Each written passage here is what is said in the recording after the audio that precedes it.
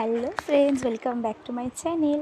এটা হচ্ছে রথের দিনের ভিডিও। যদিও আমি জানি যে রথের বহু পরে আমি ভিডিওটা আপলোড করছি, তার কারণ আমার সেমিস্টার চলছিল, তাই ভিডিও এডিট করা বা ভয়েস দেওয়ার কোনোটারই সময় আমি পাচ্ছিলাম না। যাই হোক, আবার আমার সমস্ত ভিডিও আবার আসবে রেগুলার যেরকম আসতো। তো এটা রথের দিনের ভিডিও। আমাদের রাধা গোবিন্দ মন্দির থেকে প্রতি বছর রথযাত্রা উপলক্ষে একটা রথ বের হয়। তো রথটা টানার সময় দেখলেই তো প্রচুর মানুষ সেই রথের সামনে ছিল, তাই আমরা কিছুটা দূরেই ছিলাম। এত মানুষের মধ্যে ধাক্কাধাক্কি, তাই জন্য। আর জানো, আমাদের রথের এই দিন একটা খুব সুন্দর খেলা হয়, বা এটা আমাদের এখানকার একটা অভিনব একটা উদ্যোগ বলতে পারো, যে এখানে প্রত্যেক বছর মহাপ্রভুকে যারা দিয়ে যায় নারকেল বা যাই হোক, কিন্তু আমরা নারকেলটার উপর কলা মাখি, সেটাকে আমরা ছড়ে, তো যে ধরতে পারে সে তো নিয়ে চলে যায়। এটা আমাদের এখানকার একটা ছোট্ট অনুষ্ঠান, যেটা আমরা করি প্রত্যেক বছরই।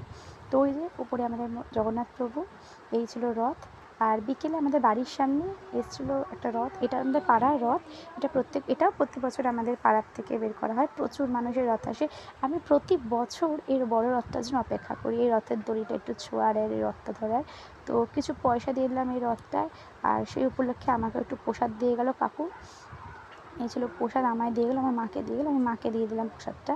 বিকেলে যেখানে আমাদের রথের যাত্রার মেলা হয়েছে, সেখানে চলে গেছিলাম মেলা ঘুরতে। তো মেলা মানেই তো রাইড, খাওয়া দাওয়া, প্রচুর আনন্দ। তো এই ছিল আমার একটা বান্ধবী বলতে পারো। তো ও আর আমি চলে গেছিলাম মেলায়। তারপরে আমরা উঠেছিলাম তোড়াতে, নাগরদোলাতে, প্রচুর মজা করেছি আমরা। যে আমরা তোড়ায় উঠেছিলাম। তো ও ভয়টা পায় না, আমিও পাই না, আমাদের ভালোই লেগেছে আনন্দ করতে।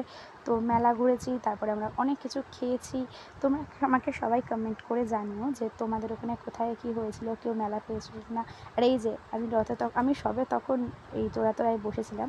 আমি আমার বান্ধবীদের বলেছিলাম কি, আমার মুখ যেন আসে ভিডিওতে ভালো করে, নাহলে তোদের ক্যামেরা ভেঙে দেবো, এত দামি দামি ফোন ইউজ করিস।